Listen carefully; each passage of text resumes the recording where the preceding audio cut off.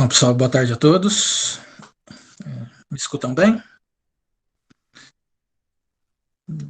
Sim? Ok. Bom, pessoal, sejam bem-vindos aí ao nosso primeiro SMEM de 2020, ao primeiro SMEM virtual nosso também. Então é um prazer tê-los aqui conosco. Antes de apresentar o nosso convidado, vou passar algumas recomendações. A primeira é para que todo mundo mantenha o microfone e a câmera desligados. Evitar comentários no chat durante a fala do nosso convidado. Ao final, nós teremos em torno de 40, 45 minutos para discussões. As inscrições para essas discussões, para perguntas, comentários, serão feitas via chat, e a Iria, que vai ficar responsável por fazer as inscrições. Lembrando que nós vamos gravar esse SMEM, tanto por conta de registro, mas também para fazer a divulgação dele no canal da pós-graduação em Educação Matemática aqui da Unesp. Tudo bem?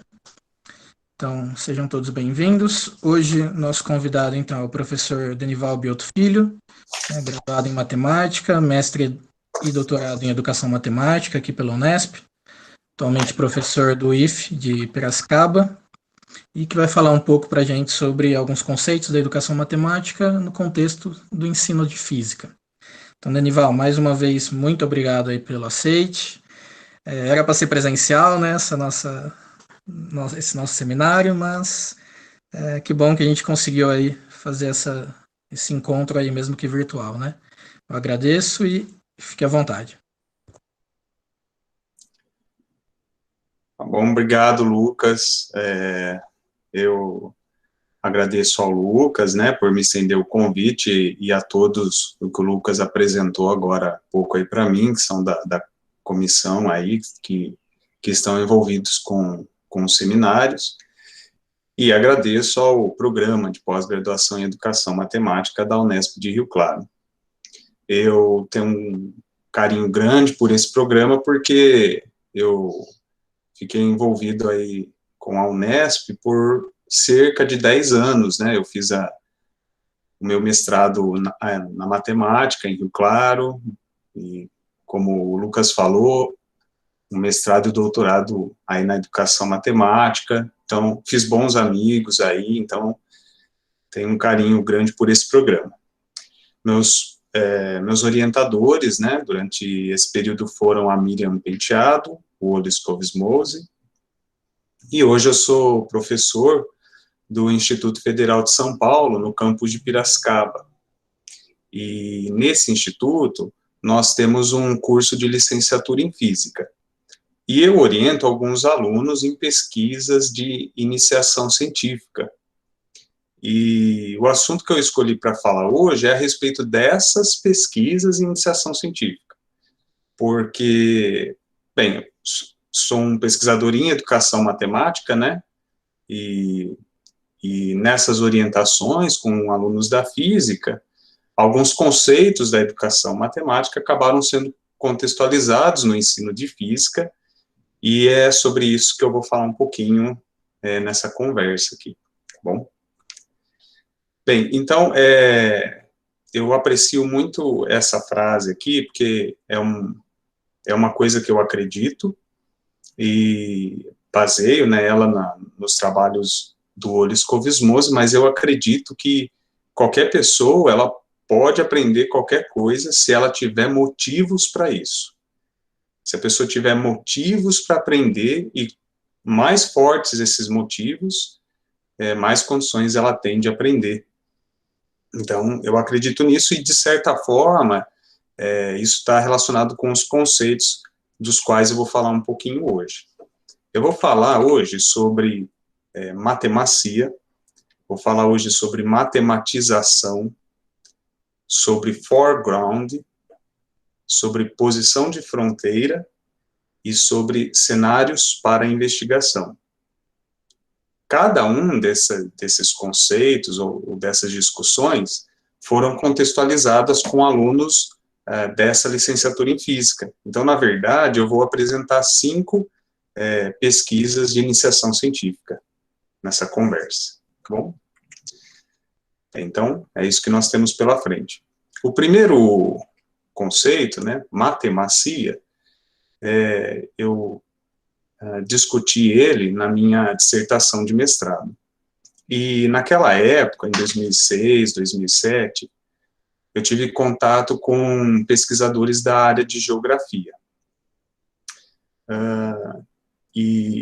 Algo que eu acho muito interessante na geografia é que ela tem duas sub-áreas bem definidas. Você tem lá a geografia física e a geografia humana. A geografia física, ela trata de assuntos relacionados às características da superfície terrestre.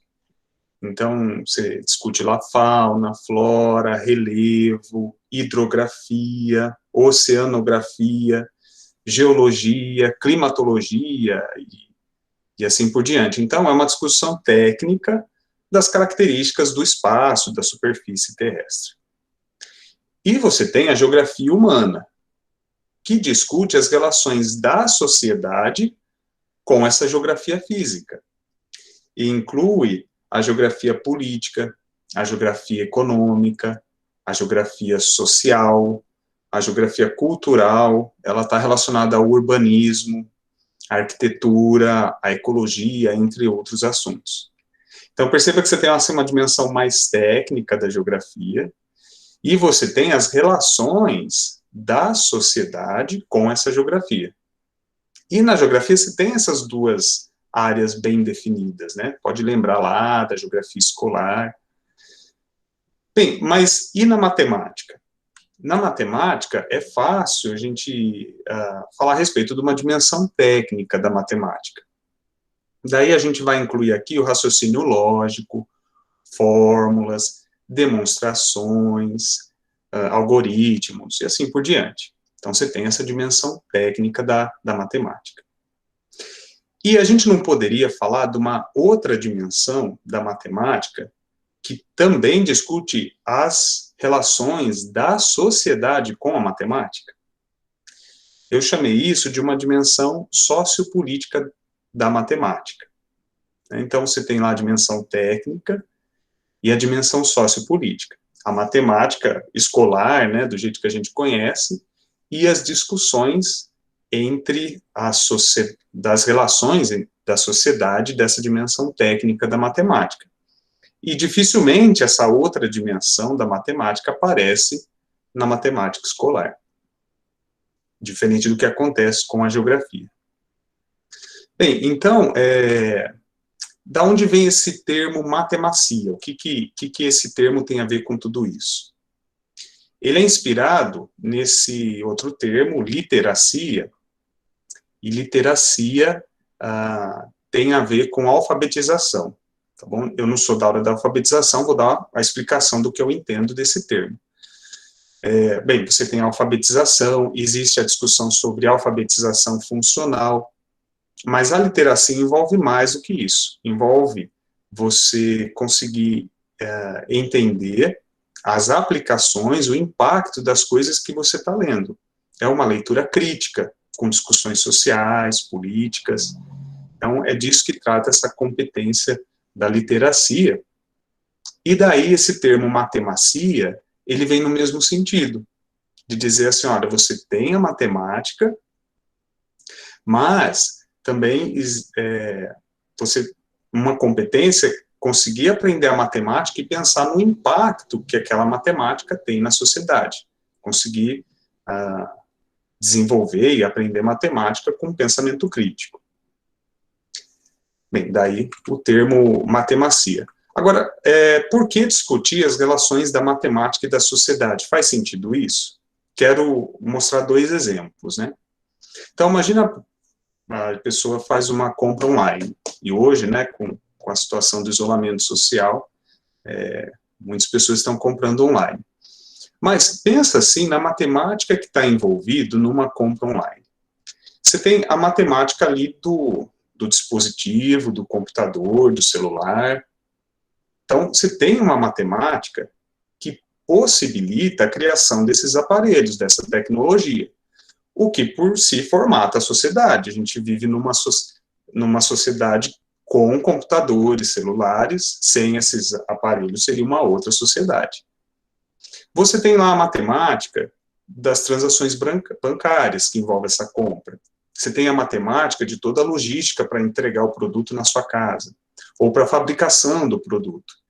Então, é fácil perceber que você desenvolve a matemática, você tem a matemática, e dada essa matemática, você tem um impacto na sociedade. Então, é um poder formatador que a matemática tem na sociedade.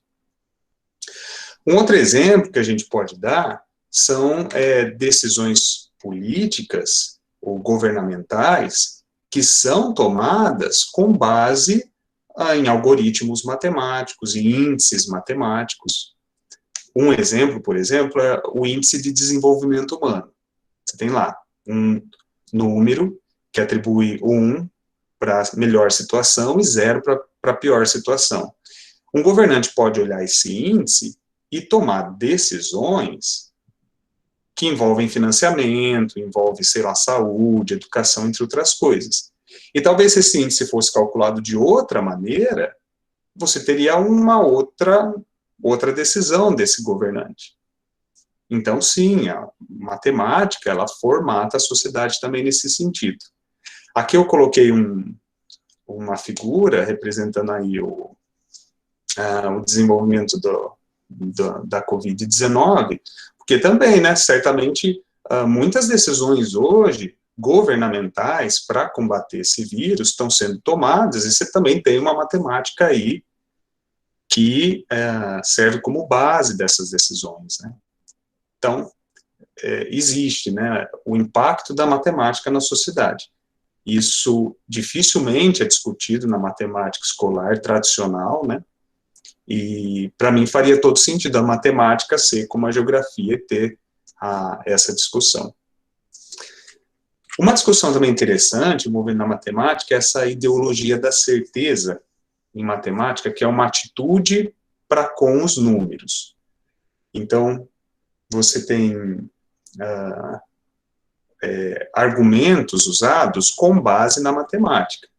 Uma que, por exemplo, a que eu coloquei as duas figuras, a pessoa que compra lá online, ela não sabe a matemática que está envolvida, ela não tem acesso a essa matemática. Isso torna a matemática um uso misterioso, um uso oculto, talvez distante da pessoa. Isso reforça a ideologia da certeza.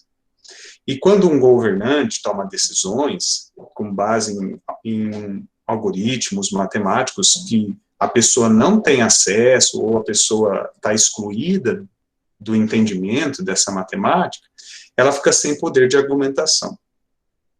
E a ideologia da certeza em matemática é tão forte que você vê isso até no discurso das pessoas. Quer dizer, quando a pessoa fala assim, ó, matematicamente falando, ou foi provado matematicamente que, para quê? Para empoderar a fala da pessoa, como se a matemática fosse essa coisa inquestionável, né? Então, claro, a gente é contra essa ideologia da certeza em matemática, e a gente acha que faz todo sentido aprender matemática através de uma perspectiva crítica. Bem, tem essa discussão, então, da matemacia. E nós acabamos discutindo com alunos essa questão da matemacia, alunos de um curso de licenciatura em física. E também começamos a discutir as relações entre física e sociedade. Daí a gente precisou achar um termo, e o termo que a gente escolheu foi fisicacia. Não sei se foi um termo adequado, mas foi o que a gente escolheu. Esse trabalho está publicado aqui, foi quem trabalhou nisso, Gabriel Pompermayer e a Luma Alves, e a gente discutiu um pouco sobre as relações da física com a sociedade. Essa pesquisa, na verdade, envolveu muitas reuniões em que a gente sentava e tentava discutir o impacto, né? Baseado em algumas leituras, nós tentávamos discutir o impacto do desenvolvimento na física, na sociedade. Um exemplo que a gente explora é esse aqui, no fundo, né, tá uma usina nuclear, são as pesquisas referentes aos elementos radioativos, pesquisas na área de física. E você tem um impacto muito positivo dessas pesquisas. Você tem a usina nuclear, né? Se isso é bom ou ruim, mas de alguma perspectiva, né? Você tem aí a energia, você tem impacto na medicina, das pesquisas em elementos radioativos, você tem um impacto na produção de alimentos, inclusive, não sei se foi ano passado ou no início desse ano, lá onde eu trabalho, a gente teve lá a visita de uma engenheira de alimentos, e ela explicou algo que eu não sabia, que era pasteurização a frio. Quer dizer, você joga uma onda, né, radioativa no alimento embalado, numa carne embalada, por exemplo, então mata todas as bactérias que estão lá dentro, e aquilo fica pasteurizado a frio, né, aquela carne vai durar bastante tempo. Então você tem um impacto positivo, mas você tem, por exemplo, a criação da bomba atômica. Então, o desenvolvimento do que se faz em física possibilita coisas boas e coisas ruins, possibilita maravilhas e horrores na nossa sociedade. A gente também explora nesse artigo um pouco sobre o impacto que teve a máquina a vapor na organização urbana, na organização da sociedade, na industrialização. Então, é uma discussão também que a gente faz nesse artigo. Bem, então é isso. O que eu quis mostrar até aqui é como que esse conceito da matemacia, numa pesquisa de iniciação científica, foi contextualizado no ensino de física. Tá bom? Então, é isso. Essa foi a única pesquisa das que eu vou falar aqui, que foi concluída. As próximas 4, elas estão ainda em andamento. Tá bom? Então é isso. Vamos para o próximo conceito, que é o conceito de matematização. Bem, matematização significa a gente trazer para a matemática alguma coisa. Né? Você tem um problema da vida real e você matematiza esse problema. Então, você traz para a matemática para tentar resolver, explorar esse problema, né? Ou uma situação, um fato, enfim. Você matematiza, traz para a matemática. E, certamente, a matematização também pode ser vista de uma perspectiva social, do impacto que isso tem na sociedade. Por exemplo, você tem aqui, esse exemplo está aqui nessa fonte, né, aqui embaixo. Então, você tem aqui 3 distritos, imagina essa situação que representa populações diferentes, né, populações aqui de 50 mil, de 20 mil e 10 mil habitantes. Perceba que o distrito A, de 50 mil habitantes, tem sozinho mais do que os outros 2 distritos juntos. Então, ele tem a maior parte da população. O problema, ele está assim, olha, se a gente fosse eleger um representante com poder para a Câmara dos Deputados, como que a gente ia escolher o número de deputados? Né? Por exemplo, a gente poderia tentar tratar isso matematicamente e falar assim, a maioria dos deputados deveriam ser do distrito A. Matematicamente falando, devia ser proporcional ao distrito A. Uma situação assim deve ser analisada com cuidado. Por quê? Numa votação, por exemplo, que beneficia o distrito A e não beneficia o distrito B e C, o distrito A ia sempre ganhar. Ou você poderia analisar matematicamente de outra forma, falar assim, não, vamos distribuir por igual. Isso também seria complicado, porque pensa na situação inversa, uma situação que beneficia B e C, mas não beneficia A. Ele ia ganhar mesmo representando uma parcela menor da população. Então, analisar matematicamente não é assim a solução maravilhosa, né? Tem que ser analisada com uma perspectiva crítica. Então, a matematização também é um processo social. Bem, e processos de matematização, também geram processos de desmatematização. O que é uma desmatematização? É quando a pessoa passa a perder o acesso àquela matemática. A importância da matemática, de se entender a matemática, ela acontece. Por exemplo, você vai pedir um empréstimo no banco. Aí imagina que esse processo de pedir empréstimo foi matematizado. Quer dizer, se desenvolveu um algoritmo, etc., com base em algumas variáveis, para dizer se você é um risco ou não para se emprestar dinheiro. Tá, daí você matematizou o problema. Mas aí quem vai fazer essa conta, essa decisão, é um computador que você insere lá as variáveis. Esse processo desmatematiza. Por quê? Porque a pessoa que vai te dar um empréstimo, né, ela não decide nada, ela nem tem acesso àquele algoritmo lá que está decidindo. Então, essa tecnologia toma o lugar das ações e das decisões humanas, baseado nas variáveis que a pessoa que desenvolveu aquele programa, aquele algoritmo decidiu. Então, você desmatematizou. E, às vezes, talvez a decisão que a pessoa ia tomar não é a mesma que o programa, a máquina lá tomou. Então, processos de matematização e desmatematização têm impacto na sociedade. E nós discutimos isso com alguns alunos e como trazer essas questões para a física. Então, tem uma aluna pesquisando isso, a Brigitte Santos, e nós ainda estamos decidindo que palavra usar. Nós não decidimos ainda. Fisicação, fisicização ou fisitização, não sabemos, mas nós queremos uma palavra que represente esse processo de pegar um problema e levar ele para a física, para resolver ele na física. Se alguém tiver depois alguma sugestão aí, eu agradeço. E o que essa aluna está pesquisando? Bem, por isso que tem aí uma pessoa tocando aí um instrumento, ela vai procurar esses processos de fisicização, não sei se é essa palavra, ela vai procurar esses processos dentro da música. Então, ela está fazendo uma revisão de literatura, procurando exemplos de como a música utiliza a física para resolver algumas coisas, e nós vamos entrevistar uma pessoa lá, que trabalha em uma orquestra lá de São Paulo, também para nos ajudar aí a entender melhor isso.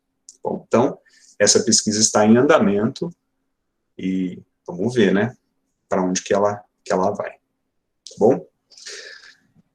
Então é isso, essa foi o segundo conceito que nós estamos trabalhando lá com alunos da física.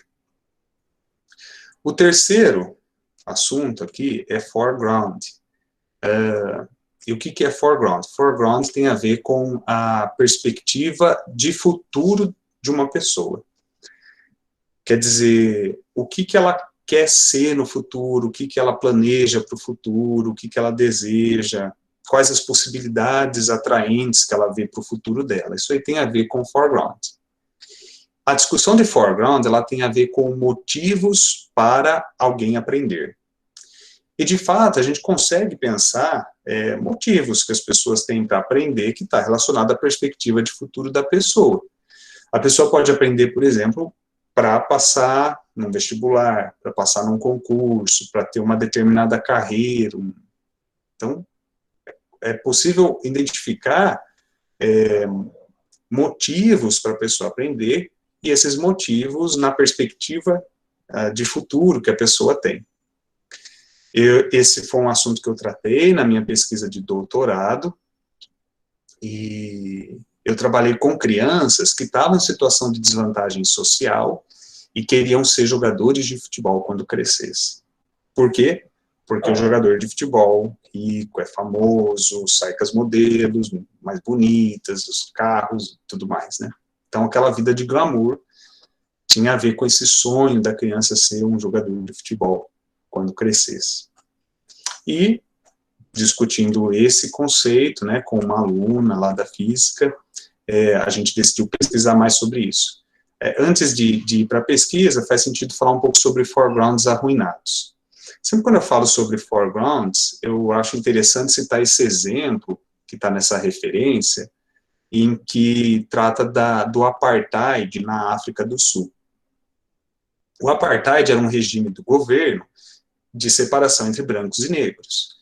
Então, tinha tudo separado, né, para branco e negro. Tinha restaurante para branco, restaurante para negro, praia para branco, praia para negro, e escola para brancos, escola para negros, separados. E as crianças negras iam mal em matemática. E as pesquisas, que eram pesquisas racistas, né, sem dúvida, diziam que essas crianças iam mal em matemática porque está na genética dos negros. Eles não levam jeito para matemática. Pesquisas racistas. Depois apareceram outras pesquisas dizendo que tem a ver com a família negra, como era organizada, o pai autoritário e tudo mais, e por isso as crianças iam mal em matemática. Que também eram pesquisas racistas. Porque daí esse autor, né, o Olisco Vismose, vai e visita uma escola para negros na África do Sul na época do apartheid. E como é a escola? A escola não tem porta, janela quebrada, uma parte do telhado faltando, chove, faz sol lá dentro, quer dizer, não era nada a ver com a genética ou o pai da família negra, nada a ver. Era a sociedade, como as crianças negras eram tratadas. E seus foregrounds estavam arruinados no sentido que não tinha possibilidades atraentes para o futuro. O futuro delas não gerava motivos para aprendizagem. Quer dizer, por que eu vou aprender se o emprego que exige habilidades matemáticas não é para negro? Então, por que eu vou aprender? Então, é disso que trata, né? Foregrounds arruinados são um grande obstáculo para a aprendizagem. E, às vezes, nós podemos ter alunos com foregrounds arruinados, ou pelo menos, assim, foregrounds com poucas possibilidades atraentes de futuro. Na nossa aula, na nossa escola, o que a gente pode fazer a respeito? Faz sentido, então, em discutir sobre possibilidades de reelaborar foregrounds de alunos. Eu discuti isso no meu doutorado, mas eu trabalhei num ambiente de aprendizagem informal. E essa aluna, agora, a Jennifer Gomes, ela está interessada em entender um pouco melhor como isso acontece em ambientes formais de ensino, e ela entrevistou 13 estudantes desse curso de licenciatura em Física, e ela quer entender como que esse curso pode reelaborar foregrounds dos alunos. Então, ela quer discutir um pouquinho isso, uma pesquisa em andamento, aplicada na física, né, contextualizada na física nesse sentido, né, de um olhar de uma aluna em física, e os entrevistados estão lá nesse curso de licenciatura em física. Queremos entender melhor como esse curso pode impactar o foreground dos alunos. Muito bem, então, esse foi o terceiro item aí, falando sobre foreground. Agora, o quarto assunto, quarta pesquisa, né, que está em andamento, vou falar um pouco sobre posição de fronteira. O que é isso? Posição de fronteira é quando você está numa situação de exclusão social, mas você consegue perceber as possibilidades que lhe são negadas. Você não tem acesso àquelas possibilidades, mas outras pessoas têm. Então, posição de fronteira é isso, você está na fronteira, né? Você está de um lado da fronteira e consegue ver o que acontece do outro lado da fronteira, por assim dizer. Claro que é uma fronteira imaginária, né? Mas uma fronteira social, a gente pode falar entre pobres e ricos, incluídos e excluídos. E faz sentido, então, falar sobre apartheid social. Você tem lá o apartheid da África do Sul, né? Uma atitude do governo, né? Mas você também pode ter uma conversa sobre o apartheid social, que envolve essa separação entre os excluídos e incluídos. Provavelmente são esses os conceitos que essa aluna, Alane Souza, vai tratar um pouco. O que a Alane quer discutir é sobre a mulher na ciência da física, na física.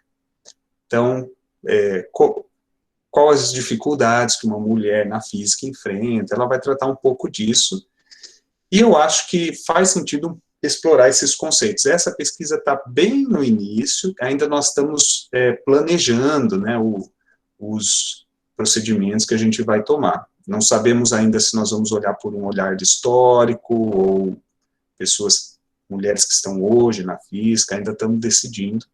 Essa aqui está bem no início, essa pesquisa. Mas provavelmente esses são os conceitos que nós vamos discutir. E o último conceito é esse aqui, conceito, discussão, né? É esse sobre cenários para investigação. Essa discussão sobre cenário de investigação tem muito a ver com essa tabela, talvez seja conhecida aí, de alguns dos que estão aí conosco, né, nessa conversa. Essa palestra é proposta pelo Scovus Mose, e ele identifica aqui 6 diferentes ambientes de aprendizagem num ambiente de aprendizagem matemática.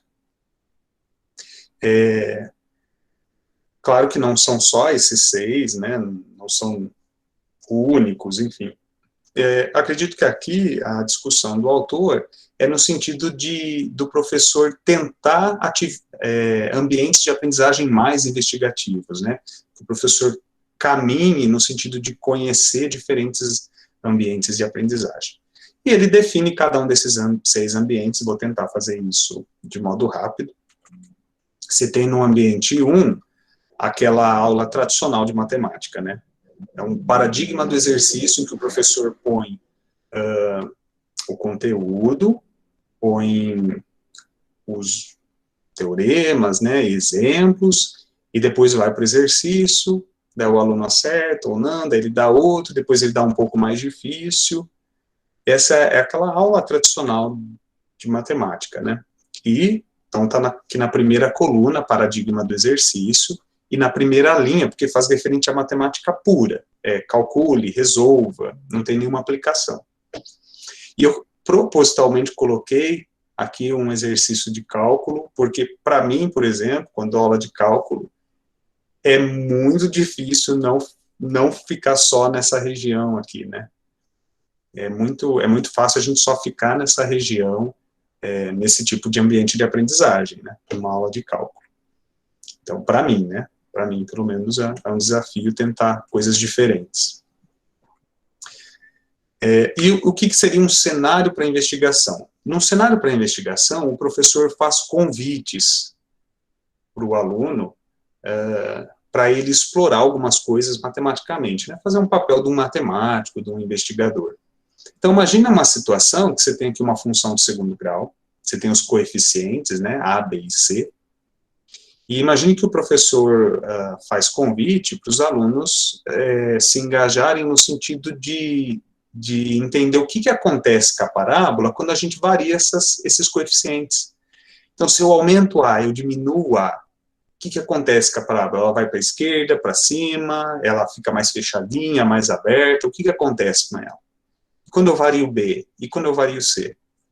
Então, isso pode ser um ambiente de aprendizagem se o aluno aceita o convite e se engaja, né, nessa investigação.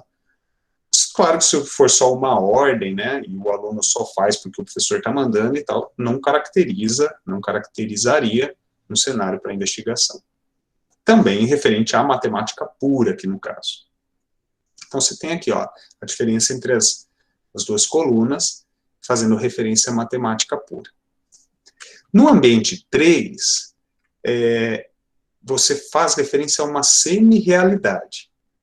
Semi-realidade por quê? Porque não é a realidade de fato, não é um problema da realidade. Por exemplo, né, esse aqui, a mãe da Magali pediu para ela comprar maçã e tal, quantas maçãs ela comprou. Se um aluno pegar e falar assim, mas ela deveria comprar tudo da Fuji, porque as tortas ficam melhor com a maçã Fuji. Ela não deveria ter comprado tudo assim. Se um aluno começa a fazer, ou como ela fez para trazer tanta maçã para casa sozinha.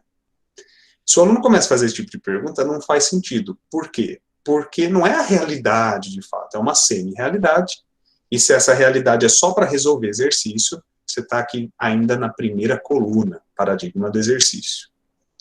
No entanto, referências à semi-realidade também podem constituir um cenário para investigação. E um exemplo que o autor dá é numa corrida de cavalos. Então, você imagina assim, é uma situação, né, da semi-realidade, claro. Você joga 2 dados, então você tem os números possíveis de 2 a 12 para somar os 2 dados, né? E você, se cair lá o valor da soma dos dados que é referente aquele cavalo anda uma casinha para baixo. Bem, nessa situação, os alunos poderiam fazer um jogo, por exemplo, ou investigar isso de alguma forma. Se caracterizar um ambiente de investigação, eles vão provavelmente descobrir que, por exemplo, o cavalo 7 tem muito mais chance de ganhar do que o cavalo 12, por exemplo. Porque para o cavalo 12 andar uma casa, o dado precisa sair 6 e 6. E para o cavalo 7 andar, pode ser 6 e 1, pode ser 5 e 2. Então, tem muito mais possibilidades do cavalo 7 andar do que o 12. A ideia é que eles investiguem isso e isso gere algum novo conhecimento aí que envolva estatística, né, probabilidade, ou proporcionalidade, enfim. Então, você tem aqui um cenário para investigação, mesmo fazendo referência a uma semi-realidade.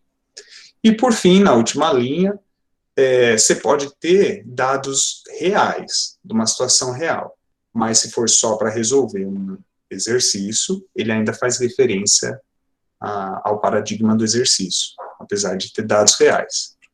E no ambiente 6, que seria a referência à realidade num cenário para investigação, é quando o aluno investiga coisas da realidade, né?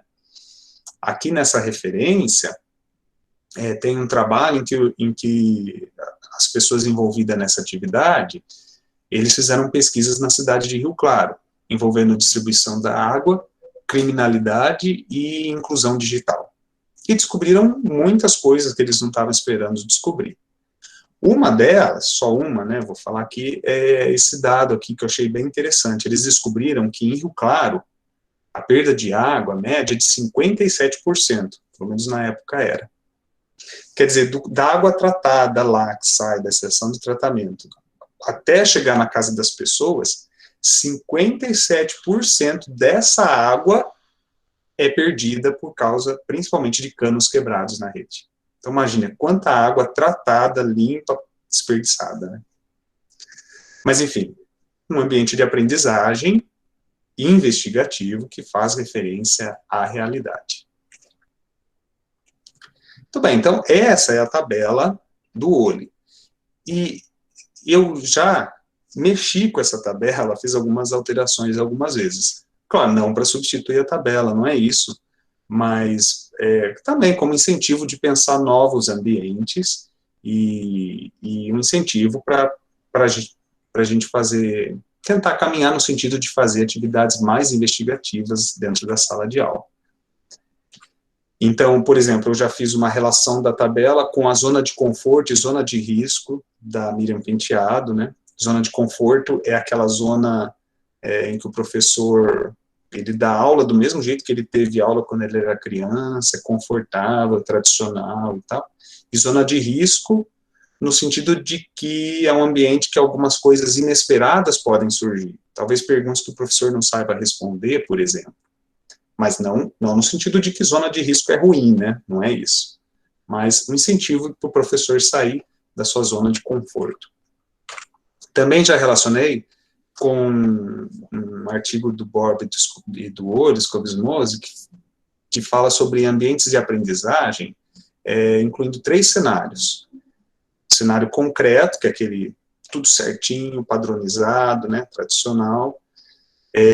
Um cenário de aprendizagem, que é esse do meio, que é uma paisagem cultivada, que o aluno pode já fazer algumas investigações, mas de modo controlado. E você tem aqui o terceiro ambiente, que é a floresta amazônica, que é uma bagunça, né, visualmente falando, uma árvore para cá, outra para lá, porque no ambiente de investigação, né, é assim, os alunos, uma bagunça nesse sentido, né, de que muitas questões podem surgir, podem fugir até do que estavam pesquisando originalmente, está pesquisando outras coisas, né, uma investigação. Já relacionei, então, isso com a tabela também, conforme está aí nessa figura. Agora, em particular, esse trabalho aqui, com a Carol Faustina e Amanda Moura, a gente tentou incluir aqui 2 colunas e uma linha. Então, a gente incluiu uma linha para fazer referência às possibilidades, que não é a mesma coisa que semi-realidade. Até aqui tem um exemplo, né, desse projeto aí, Projetando o Futuro, em que os alunos tentavam investigar como seria a vida deles se eles escolhessem determinada profissão. Então, eles pesquisaram o mercado de trabalho, qual o salário, que gastos eles teriam quando adultos, etc. Então, eles estão investigando uma possibilidade. Faz sentido perguntas que não faz na semi-realidade. Tem esse outro exemplo. Tem esse outro exemplo aí, da composição do Congresso Brasileiro, né? Como que nós fizemos um trabalho, acho que, eu não lembro agora, mas acho que com professoras, e falando sobre como pensar o Congresso Brasileiro se ele fosse a representatividade dele em diferentes raças, gênero, etc., fosse por igual, como que seria esse Congresso. Então, você pode pesquisar também em possibilidades, e de uma maneira, né, investigativa. A gente achou também por bem colocar uma linha aqui no meio, que é uma coluna, que é essa da investigação controlada. Porque às vezes você tem um cenário em que não chega a ser um cenário para investigação, mas também não é tradicional como o paradigma do exercício. Então, por exemplo, imagina aqui essa situação, voltando lá naquele exemplo da parábola. Se o aluno fala assim, mas eu quero pôr aqui também seno de x, quero pôr x a terceira, e imagina essa situação, o professor pega e barra ele, fala assim, não, mas vamos agora só ficar na equação de segundo grau. É uma investigação controlada. Porque se você está no cenário para investigação, eles investigam, né? Então, para a gente fez sentido incluir uma coluna aqui, e fez sentido também incluir uma coluna aqui no fim, no cenário para ação. Porque, às vezes, o objetivo da atividade não é só um determinado aprendizado, mas sim ter uma ação, né? Aqui nesse exemplo, nessa referência, os alunos, eles tomaram ações na cidade, lá, junto à prefeitura e tudo mais, referentes a um problema que eles identificaram, que era a venda de bebidas alcoólicas perto das escolas em regiões mais periféricas de Rio Claro. De Rio Claro, não, da cidade, né? Então, tem aí essa referência. A gente mexeu com essa tabela algumas vezes. Bem, aí, numa iniciação científica, né, discutindo um pouco sobre ambientes de aprendizagem com um aluno, a gente pensou, então, em pensar essa tabela para física. Como ela ficaria? Não sei. Então, eu coloquei física ali, mas não sei como essa tabela ficaria. Faz sentido falar em semi-realidade para física, por exemplo? Não sei. É o que esse aluno está propondo aí a investigar. Repensar essa tabela contextualizada na física, é o Pedro Tessarim. Vamos ver do que vai sair. A pesquisa do Pedro envolve ele fazer uma pesquisa um pouco sobre livros didáticos e outros materiais didáticos que falem um pouco sobre ambientes de aprendizagem em sala de aula. Então, vamos ver o que vai sair dessa pesquisa. Então, hoje eu falei desses 5 conceitos, né, que são conceitos discutidos dentro da educação matemática. De forma alguma, eu estou falando que não existe essa discussão dentro do ensino de física, não é isso. Mas eu gosto de poder relacionar diferentes áreas. Tanto que lá no começo eu falei sobre como a geografia me inspirou a desenvolver algumas coisas, como que a literacia inspirou a construção também do conceito de matemacia. Enfim, eu acho interessante poder fazer essa relação entre as áreas. e por isso que eu escolhi esse assunto para falar hoje. Queria falar sobre essas pesquisas, porque eu achei bem legal essa questão de algumas coisas que a gente desenvolve aqui na matemática, poder estar sendo contextualizado em outras áreas. Eu encerro a palestra novamente com essa frase: qualquer pessoa pode aprender qualquer coisa se tiver motivo para isso. O foreground diz que se ela tiver motivos, né, a discussão sobre foreground fala sobre isso, se ela tiver motivos para aprender, ela vai aprender, né, ela aprende visando alguma coisa. É interessante também a discussão sobre a posição de fronteira, matemacia e matematização, no sentido de que isso pode ajudar a pessoa a entender as relações da matemática e a sociedade, e isso também pode contribuir para essa formação do foreground da pessoa, da importância de se aprender matemática.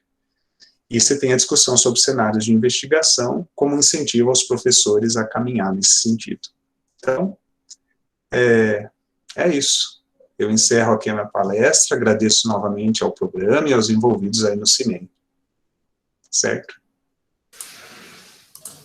Bom, Denival, em nome da comissão, agradecemos mais uma vez a sua fala, e agora podemos abrir para as inscrições, pessoal. Então, aqueles que tiverem interesse em fazer pergunta, podem se inscrevendo aqui no chat e eu vou passando as orientações demais.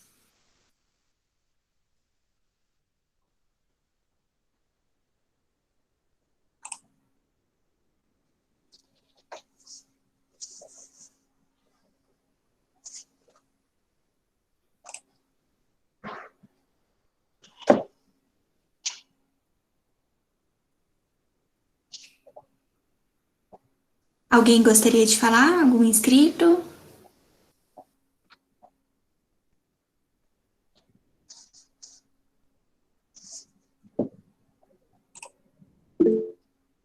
Bom, então nós temos ali a Dani Denival. Dani, por favor.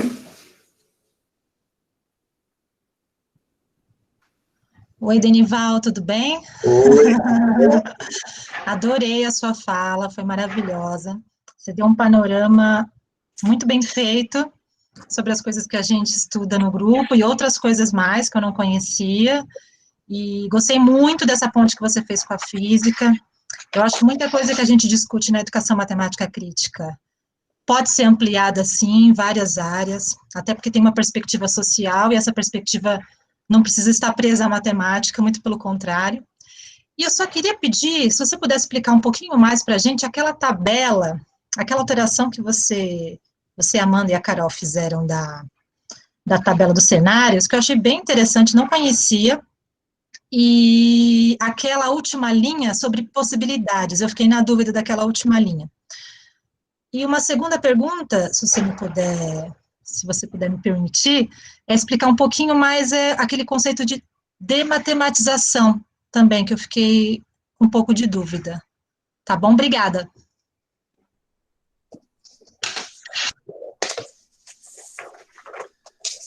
Tá certo. Tá bom, então, vamos lá. Vou abrir aqui de novo o slide. Vou botar aqui. Então, voltando aqui, né, discussão da tabela, uma coisa que eu acho importante falar a gente publicou, né, isso aqui, mas a gente não tentou, como acontece tradicionalmente, né, quando a gente fala nesses ambientes de aprendizagem, a gente não tentou dizer o que seria, né, aqui no A1, o que seria no A2, o que seria no A3, a gente só incluiu as colunas. E pensando, né, um pouco sobre isso, até algumas desses ambientes, a gente talvez ficou com dificuldade de entender o que ele representaria, como o ambiente A4, por exemplo. O que seria um cenário para investigação que faz referência à matemática pura. Não sabemos, mas a gente tem essa discussão, né, lá no artigo. Mas a pergunta foi sobre as possibilidades, é isso, né? Porque você pode ter uma situação imaginada.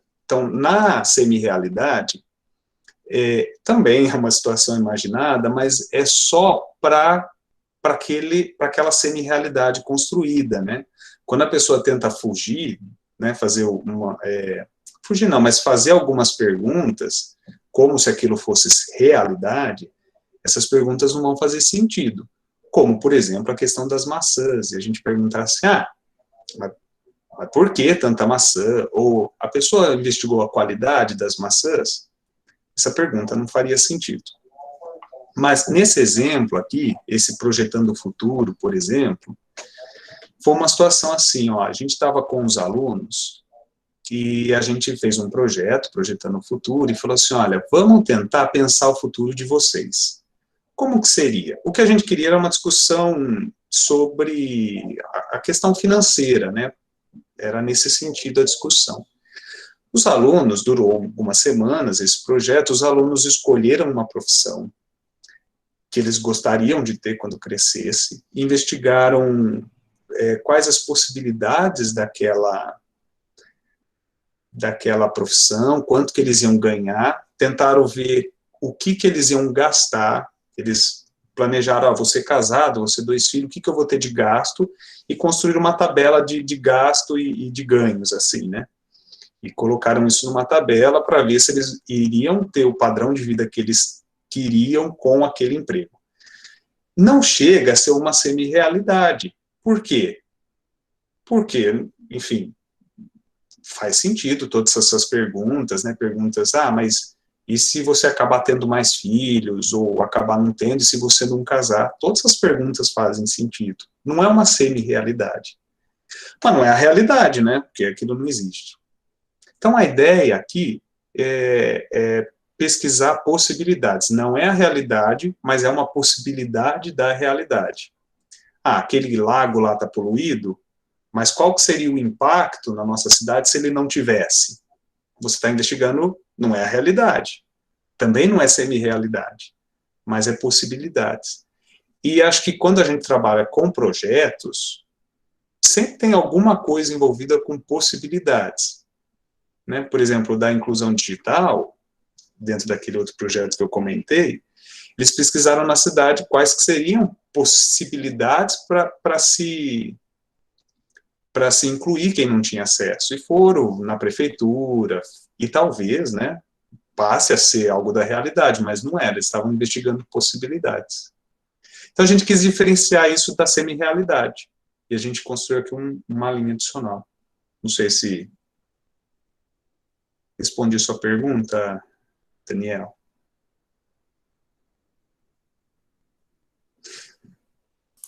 Dani, seu microfone está mutado. Ai, desculpa.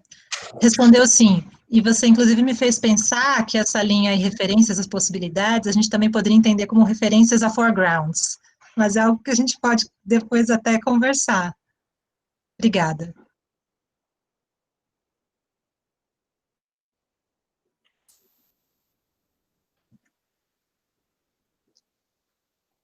Certo?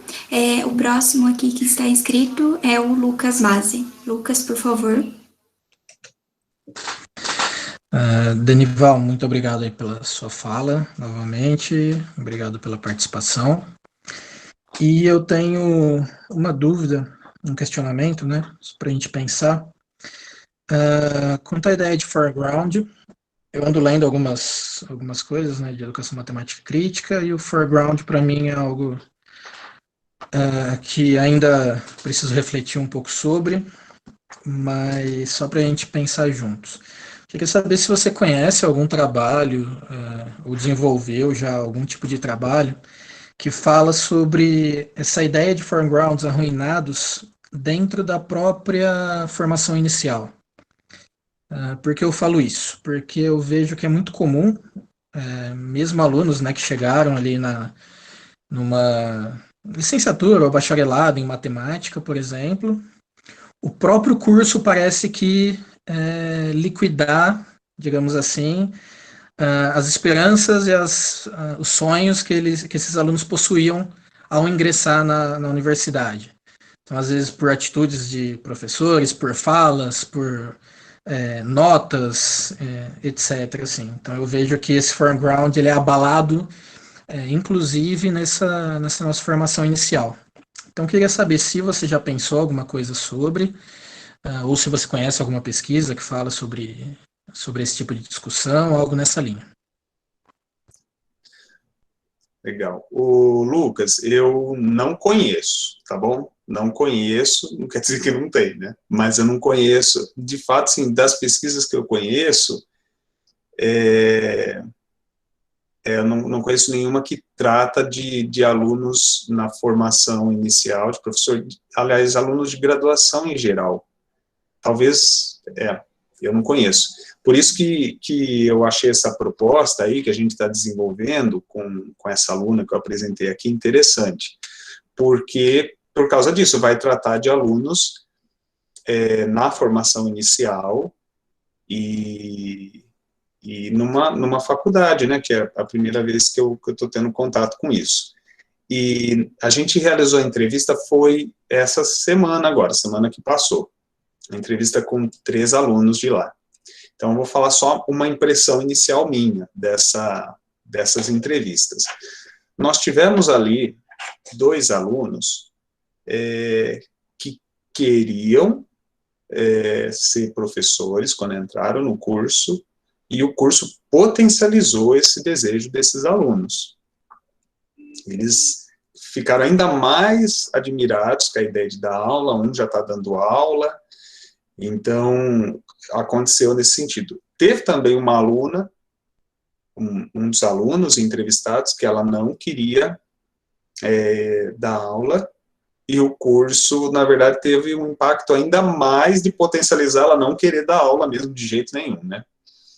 E, de fato, eu acho que nem no sentido da física, essa aluna gostou muito, enfim. O que eu posso dizer é assim, o curso certamente tem um impacto em reelaborar o foreground desses alunos, na minha impressão inicial dessas entrevistas.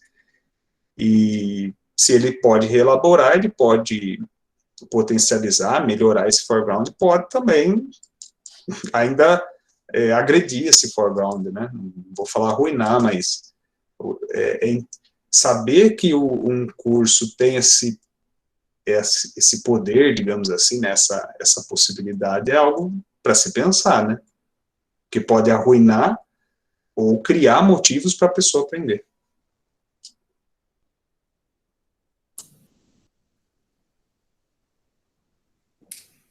Certo? Bom, agora é a Miriam.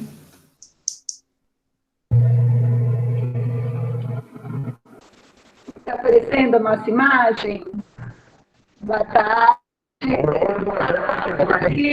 Oi, tudo bem? Muito bom ver você e esse assunto, assim, familiar, mas ao mesmo tempo, cada vez que eu ouvo, né, vem aqui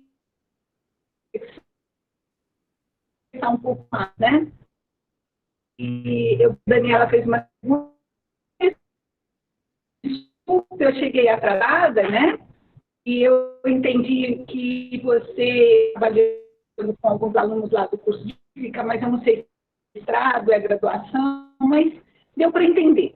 Eu ia falar sobre essa tela. Bom, você me conhece muito bem, né? E aí, assim, a hora que você divide, eu não conheço esse texto que vocês fizeram. Então, assim, é uma surpresa tentar dividir uma coluna, chamar em ação ou possibilidades, né? Porque, primeiro, eu acho que, assim, toda aprendizagem, em certo sentido, ela é ligada a uma ação. Então, eu acho que quando começa a fazer essas divisões, eu entendo que, do ponto de vista analítico, pode ajudar, mas eu vou deixar aqui uma preocupação que pode ser discutida depois, e sobre, assim, me veio enquanto você estava falando. Quanto mais a gente coloca esses nomes, sabe, eu acho que a ideia vai correndo um risco aí de como que é o professor, como que as pessoas vão se apropriar disso. Então, para mim, eu acho mais livre deixar essas 2 tabelas do jeito que elas estão, e no momento de discutir, Por exemplo, quando você fala da maçã, né? A hora que o menino começa a questionar se a maçã pode ser Fuji ou pode não ser Fuji, não sei. Claro que a gente já conversou muito sobre isso, esse não faz parte, muitas vezes o professor fala, não é, né? Isso daí não tem nada a ver, não é isso que a gente está falando aqui. Mas o professor pode pegar nisso e fazer aquilo que você fez na sua tabela, aquele caminho para atividade investigativa, né? Esse movimento entre os ambientes. Então, eu fiquei assim um pouco pensando sobre isso, talvez eu vá ler melhor o texto, eu não li esse texto que você fez referência, mas ficou para mim essa questão de dividir, ficar colocando mais nomes. Outra coisa é assim, essa da dematização, eu acho super legal você investir nisso, esse é um assunto bastante interessante, né, porque quando a Iva Jablonka, né, e o... Eva Jablonka e o Bagela, isso, eles escreveram isso, e é bem assim, interessante porque a gente não pensa nisso, né, você vai perdendo, por exemplo, caixa de supermercado, hoje ele dematematizou nesse sentido, porque na medida em que você colocou tudo em código de barra, é como se ele fosse perdendo uma certa competência que ele tinha matemática de fazer todos os cálculos. Agora, quando você fala da física, eu ainda acho, não sei, você vai fazer sua pesquisa, mas eu ainda acho que talvez o próprio conceito de dematematização ele pode ser melhor explorado dentro do ambiente da física. Eu não precisaria nem pensar num defisização, como você disse. Mas entendeu? Porque a matemática e a física, né? Onde é que está a matemática na física? Eu não sei, entendeu? Eu só fiquei pensando que talvez, mais do que pensar num outro nome, ir via matemática mesmo e olhar para a dematematização nesse ambiente da física. Aqui fiquei pensando, né? Então, eu quis compartilhar com você e tem, né, como a gente, é tão gostoso quando a gente assiste uma fala e continua pensando coisas que eram, nossa, isso já está tão familiar, mas é sempre você ressignifica, e isso é muito bom. Eu agradeço muito você ter vindo falar e eu poder ouvir, né? Muito bem, parabéns, como está essa. Tá bom, obrigada, viu? Obrigado. Vou ficar, não sei se você vai falar. Obrigado, Miriam, obrigado, Oli. Ô, Miriam, o seu áudio no começo deu umas falhadas, mas eu acredito que eu entendi o que você falou. Essa preocupação com a tabela, eu também tive, né? A gente... eu gosto da tabela original, né? Com ela que a gente discute, é com ela que a gente está discutindo com os alunos. Mas eu acredito que quando eu, a Carol e a Amanda escrevemos aquele texto, é mais no sentido da gente pensar caminhos, né? Diferentes caminhos. É como um incentivo, porque a tabela do olho é um incentivo claro para a pessoa fazer investigação, né? E acho que a gente quis também incentivar a pessoa em pensar em aprendizagem para ação, né? Ou pensar em, eu não sei, pensar diferentes possibilidades no sentido de caminhar, né? Da gente não... Eu acredito, assim, todas as discussões envolvendo essa tabela, e eu acredito que é isso que o Oli quis passar, é no sentido, assim, de... vamos caminhar no sentido de não ficar só naquela aula tradicional, né? Mas é algo muito interessante que você colocou, né? Talvez, se a gente colocar muita informação, para a pessoa se apropriar, o professor, né, o profissional se apropriar dessa informação, seja um desafio, algo para eu pensar. Obrigado.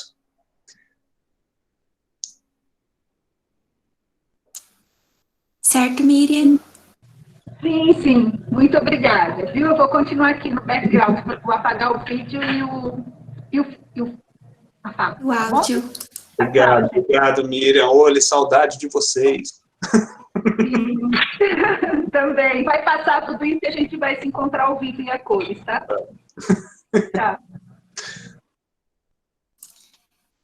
Bem, agora é o Ailson. Por favor. boa tarde, professor Denival, parabéns pela apresentação, né? Boa tarde a todos, todas.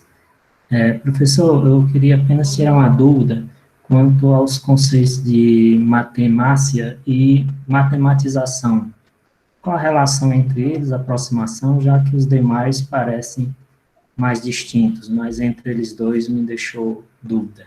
Então, se o senhor puder falar um pouco mais sobre essa relação, as interseções, se existirem, etc. Desculpa, o seu nome é mesmo? Ailson. Ailson. Tá. Então, Ailson, eu assim, não pensei, assim, nas relações entre os conceitos, né? A gente não fez isso ainda. Mas, assim, o que eu posso falar aqui pensando agora é que ambos têm um fator social, né? Um fator de uma perspectiva social, você pensar o impacto que tem na sociedade, né? O processo de matematização e desmatematização é algo bem, uma discussão bem do que acontece na sociedade, do papel da matemática. Matemacia é uma discussão mais para aprendizagem, para sala de aula, né? Que é uma competência, como a literacia, né? Não sei se a palavra competência é boa, mas já vi definirem assim, como uma competência. Então, a discussão de matemacia é assim, você desenvolver a matemática, né, mas pensar nesse aspecto social dela. Então, quando a pessoa aprende matemática dessa forma, ela desenvolve esse conceito, essa competência. E matematização já está uma discussão lá mesmo na sociedade, mas eu acho que a principal relação dos dois conceitos é a de... dizer assim, né, do impacto da matemática na sociedade, das relações, né, entre a sociedade e a matemática, o que se faz em matemática tem um impacto na sociedade. Isso é uma coisa para pensar, né, quais as interseções aí desses dois conceitos. Ok, obrigado, professor. Bem, agora é a Jamie. Oi, Denival, muito obrigada por sua fala. Bom, minha pergunta é porque eu tentei fazer uma relação entre esses conceitos que você hoje nos falou. E aí eu gostaria de saber se você poderia para mim falar um pouco sobre por que não pensar essa zona de conforto do professor de matemática como um possível medo. E esse medo estar interligado nessas coisas de foreground, de sonos que ele não consegue fazer como professor de matemática e prefere manter-se nessa zona de conforto, de medo. Então, gostaria de saber se isso é possível e por isso ele, quando tenta chegar nessa zona de risco, que eu até hoje não conhecia esse termo da professora Miriam, e fiquei interessada por essa parte da zona de risco, porque acho que deveria ser nossa força como professores de matemática. Então, gostaria de saber como fazer para chegar a esses cenários. E não sei se estou falando incorreto, o cenário ação tem muito a ver com essa zona de risco, ou eles não se podem interligar? Obrigada.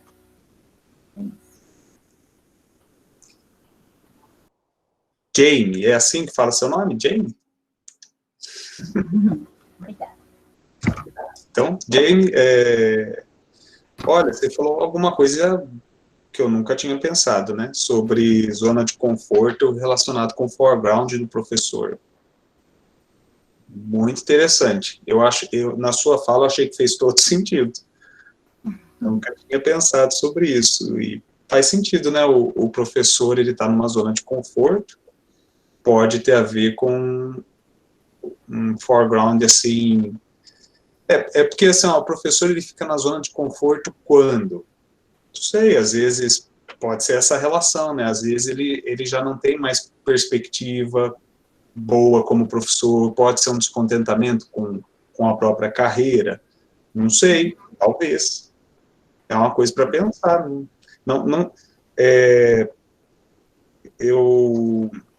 as pesquisas em que envolvem foreground, geralmente, assim, na maioria dos casos, elas envolvem grupos de exclusão social, ou de risco social. Então, tem pesquisas com crianças da favela, imigrantes paquistaneses na Dinamarca, ou população indígena no Brasil. Geralmente são grupos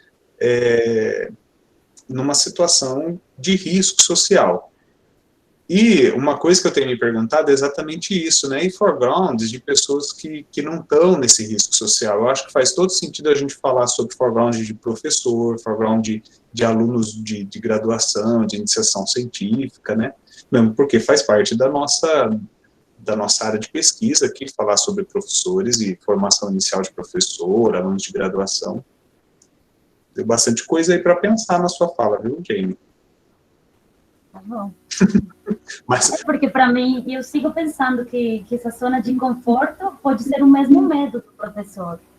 E talvez, muitas vezes, é pelas mesmas relações de legitimar isso que já está pronto. E talvez, para poder conseguir essa zona de risco, que é novedosa, aí pode ser esse panorama, aprender dessa zona de risco, para sair desse medo. Mas só estou pensando, não sei se eu posso fazer esses paralelos com esses conceitos. Uhum. Legal. Ok, obrigada. Muito bom. Certo, agora nós temos o Paulo.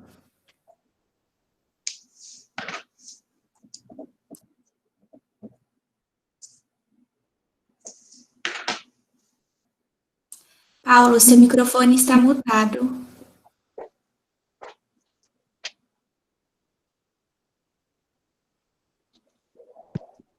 Agora sim. Desculpa. Boa tarde, professor. Obrigado pela palestra. Que bom revê-lo. O que eu queria conversar foi mais ou menos o que a professora Jamie falou. O foreground, quando você trata ele a respeito de séries finais ou até mesmo no curso superior, é interessante você trabalhar nessa linha, né? O que você espera, tal. Mas é interessante que, principalmente em outras séries, né, anteriores, existe a grande dificuldade de você trabalha, né, com informações que não conseguiram chegar com o aluno. Você trabalha com noções do aluno que eles já não conseguiram lidar. Então, você tem que resgatar de novo essa vontade dele de aprender ou de se interessar, né? E é interessante que, infelizmente, nessas horas, os modelos já pré-concebidos, eles acabam dificultando ainda mais esse trabalho, né? Embora não seja bem uma pergunta, mas é uma constatação, né? É interessante como professores, principalmente nas séries iniciais, não procuram encontrar essas motivações do aluno. Não procuram fazer com que o aluno tenha essa descoberta. E é claro, a gente sabe que elas vão mudar com o tempo, vão se aprimorar, mas é interessante essa situação de que precisaria de um comprometimento maior nas séries iniciais. Bom, obrigado pela atenção. Obrigado, Paulo. Obrigado aí pelas considerações.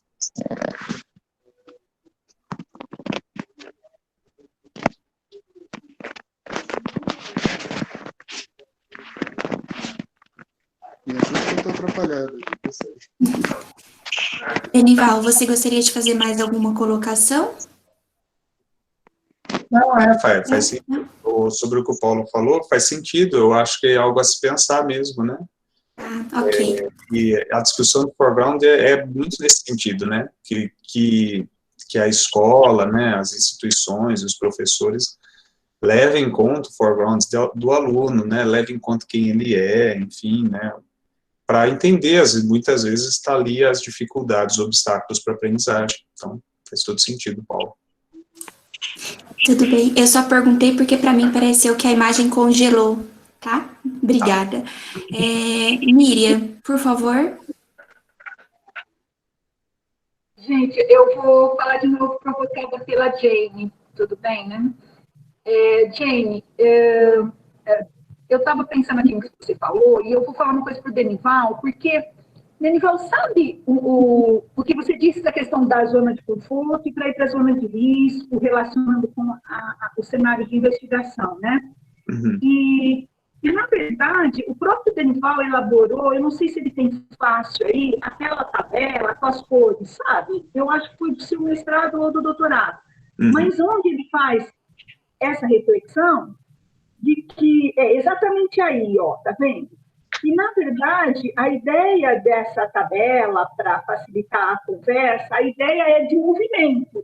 Então, não é uma coisa ruim ficar na zona de conforto, não é? Não é uma coisa... ou seja, você precisa... O importante é fazer esse caminho. É você percorrer, é você se mobilizar, ninguém está falando para você nunca ficar no 1 ou no 3. Eu acho que essa tabela do Denival, não sei se eu já tinha mostrado, Denival, eu perdi, mas ela retrata muito bem isso, né? À medida em que você vai caminhando, você vai assumindo mais risco, mas você volta, e você se elabora, e vai, e volta. Eu acho que... a ideia, eu gosto muito dessa ideia, que é a ideia de ninguém vai abandonar uma coisa, mas é caminhar, né? E quando você falou, Jane, eu fiquei pensando nisso, sabe? É que eu não tinha visto essa parte que ele falou da tabela, e eu acho que isso ajuda tanto quando a gente conversa com professores, quando a gente mesmo, como professor, para elaborar, na minha graduação, quando era professora da graduação, nossa, como eu usava isso para pensar a minha prática, né? Então, era isso que eu queria falar. Ninguém quer falar alguma coisa mais. A ideia do degradê, na verdade, foi exatamente essa, foi falar assim, não necessariamente tem uma zona de conforto total ou de risco total, né? Aliás, lidar com o humano, né? Enfim, mas é no sentido de aos poucos, né? O professor pode um pouquinho mais, né? Se ele quiser uma coisa mais investigativa e tudo mais, ele pode caminhar um pouquinho nesse sentido, não precisa fazer lá a coisa mais diferente que ele nunca fez na vida e que ele leu em algum lugar e deu certo, né? Mas ele pode fazer pequenos experimentos, né? Então, toda a discussão dessas tabelas é no sentido de caminhar, né? Caminhar, né? Aos poucos, tenta uma coisa nova, né? Então...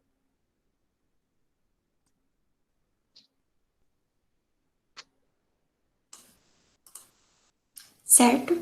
Mais alguém, pessoal, gostaria de se inscrever? Renato, por favor.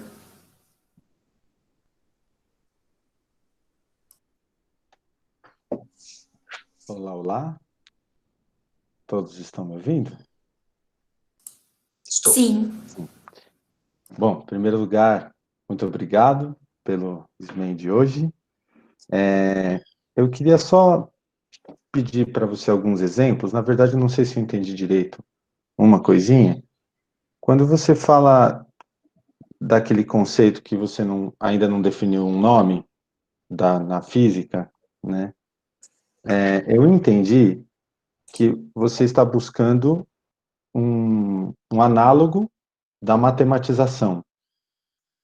Então, e aí esse análogo, eu estou com dificuldade de enxergar exemplos, porque, ou eu não sei se minha visão de matematização talvez esteja mais equivocada também, não sei se eu não estou conseguindo por causa disso.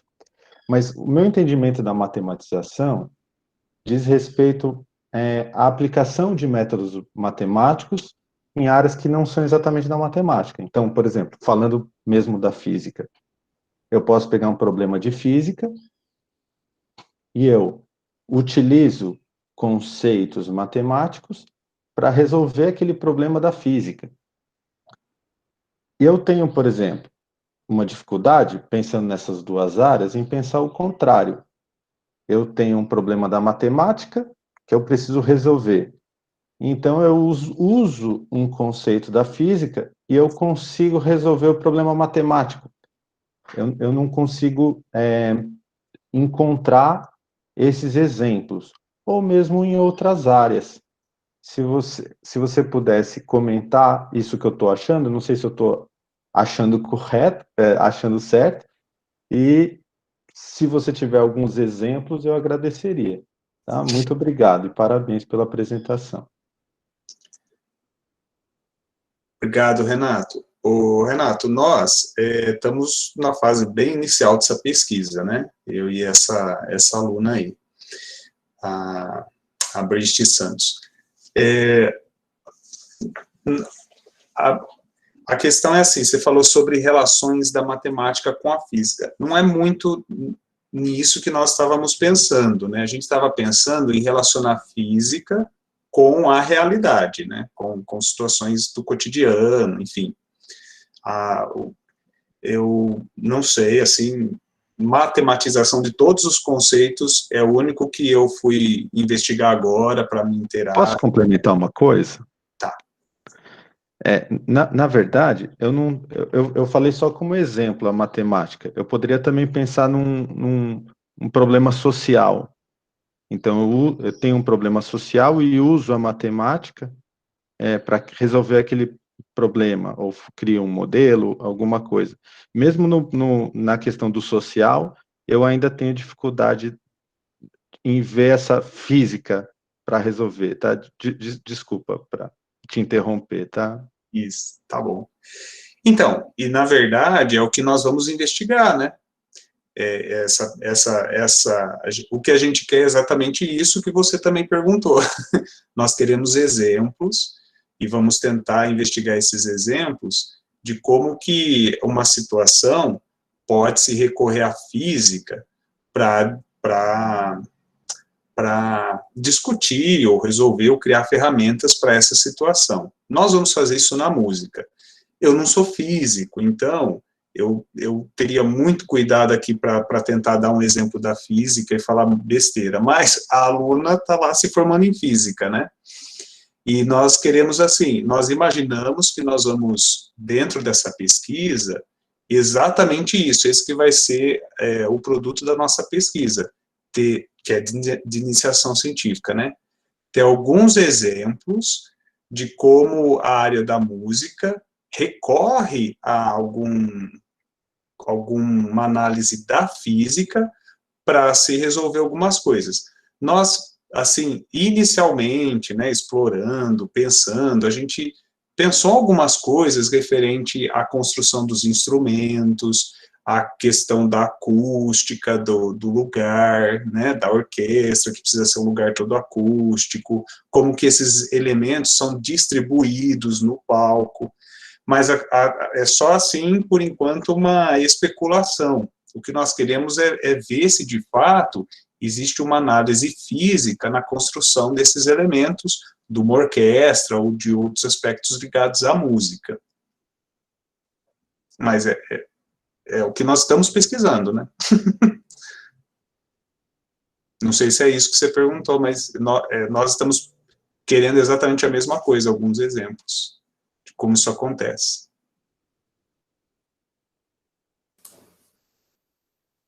Certo. Mais alguém, pessoal, gostaria de se inscrever? Luciana, por favor. Olá, gente, boa tarde. Oi, Denival, obrigada pela sua fala, obrigada por nos mostrar aí o panorama dessas pesquisas, né, que você está envolvido, né?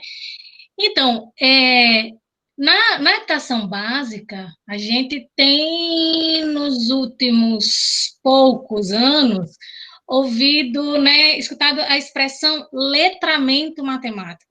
Inclusive, essa é a expressão que aparece nos documentos oficiais. Na BNCC, né, aparece esse termo aí, letramento matemático. E aí, ouvindo o que você falou sobre a matemacia, acho que é essa palavra, e a matematização, ouvindo sua fala, eu associei muito a ideia do letramento como eu tenho entendido do que os documentos oficiais têm proposto. Então, essa coisa o letramento como, né, que vai além da alfabetização, né, mas além de você utilizar termos técnicos, mas você ser capaz de aplicar, né, esse conhecimento da área para resolver situações, e aí de áreas, né, das diversas, enfim, de qualquer área, né. E aí a minha pergunta em algum momento tem alguma associação da ideia de vocês com esse letramento que está proposto na base? Não tem? Não pararam para pensar nisso? É só um questionamento nesse sentido. Obrigada. Legal, Luciana. Eu já me perguntei sobre isso. Em algum momento aí, durante esse ano, eu li em algum lugar sobre letramento. Também é uma coisa que eu me pergunto e ainda não fui pesquisar a respeito, investigar a respeito. Também, o que numa olhada inicial, o que eu vi é que também tem, mas eu não sei quais são, diferença entre letramento e alfabetização, né? Na área da alfabetização, português, né? Gramática. E não sei, eu precisaria também dar uma olhada nos conceitos originais, também me interessa isso, né? Letramento é a mesma coisa que literacia? Não sei, mas é uma coisa que eu também precisaria pesquisar, até para entender melhor, né, se letramento matemático se refere à matemacia. Eu não sei dizer, eu não tenho ainda informações suficientes, eu não li ainda coisas a respeito de letramento matemático, mas você falou que leu, pode me mandar que eu vou ficar agradecido.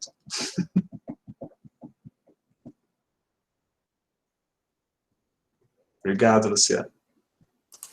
Bom, pessoal, mais alguém?